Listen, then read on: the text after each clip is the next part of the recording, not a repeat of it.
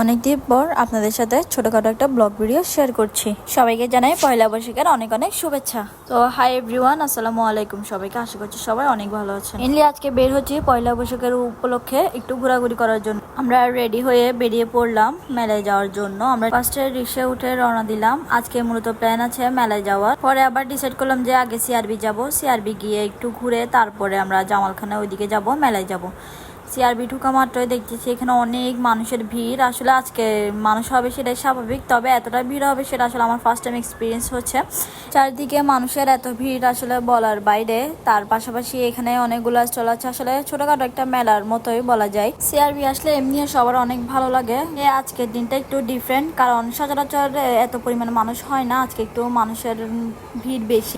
এরপর আমরা আবার রিক্সা নিয়ে নিলাম। আমরা এখন যাব হচ্ছে জামালখান মেলায়। জামালখান একটু ঘোরাঘুরি করব, মেলায় যাব। তো আমরা রিক্সা উঠে যে চলে যাচ্ছি মেলায় যাওয়ার জন্য। আজকে চারপাশে শুধু পয়লা বৈশাখ শুভ নববর্ষ দিয়ে সাজানো, সব দিকে ডেকোরেশন করা। আমরা চলে যাচ্ছি বাতিগড় লাইব্রেরিতে। কম বেশি সবাই এই জায়গাটার সাথে পরিচিত, তবে আজকে অন্য কিছু হচ্ছে। সচরাচর ডেকোরেশন করা থাকে না, কিন্তু আজকে অনেক সুন্দরভাবে ডেকোরেশন করা। আজকে এখানে অনেক পরিমাণ মানুষের রাশ ছিল, অনেক ভিড় ছিল আজকে। সব দিকে এত মানুষ যে বলার বাইরে। বই প্রেমীদের জন্য ভালোবাসার একটা জায়গা বাতিগড় লাইব্রেরি।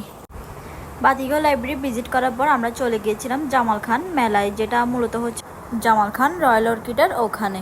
যদিও আমি একটা ভিডিও ক্লিপ দেখে গিয়েছিলাম সেখানে, কিন্তু আসলে আমি যে এরকম ভাবছিলাম ওইরকম না। মানে ছোটোখাটো পরিসরে একটা মেলা হচ্ছে, আর আসলে ভিডিও ক্লিপ নেওয়া অনেক কষ্টকর, কারণ এত পরিমাণ মানুষ। তাও যতটুকু চেষ্টা করছি, যতটুকু সম্ভব ছোট ছোট ভিডিও ক্লিপ নিয়ে দেখানোর।